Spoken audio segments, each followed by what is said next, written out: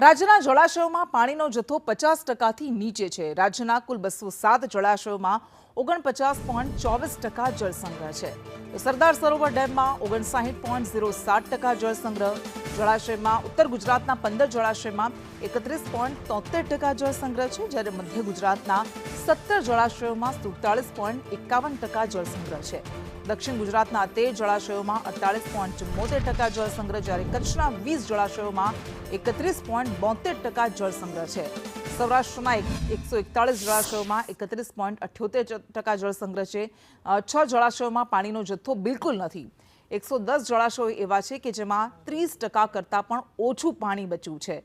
તો 4 જળાશયોમાં 70થી 80% પાણી છે અને 3 જળાશયો એવા છે કે જેમાં 90% કરતાં વધારે જળ સંગ્રહ છે। તો જળાશયોમાં કેટલો જળ સંગ્રહ છે તેને લઈને આંકડા જાહેર કરવામાં આવ્યા છે। પાણીની અછતની બુમરાણ શરૂ થઈ ગઈ છે અને બધા વચ્ચે આપણા જળાશયોમાં હવે કેટલું પાણી બચ્યું છે તેને લઈને આંકડા સામે આવ્યા, જેમાં 6 જળાશયો એવા છે કે જેમાં પાણીનો બિલકુલ જથ્થો નથી બચ્યો, જ્યારે 4 જળાશયોમાં 70થી 80% પાણીનો સંગ્રહ છે। 3 જળાશયો એવા છે કે જેમાં 90% પાણીનો સંગ્રહ છે। 207 જળાશયોમાં 49.24% જળ સંગ્રહ છે। તો સરદાર સરોવર ડેમ જે જીવાદોરી માનવામાં આવે છે ગુજરાતની, એમાં 59.07% જળ સંગ્રહ છે, ત્યારે ઉત્તર ગુજરાતના 15 જળાશયોમાં 31.70% જળ સંગ્રહ બચ્યું છે।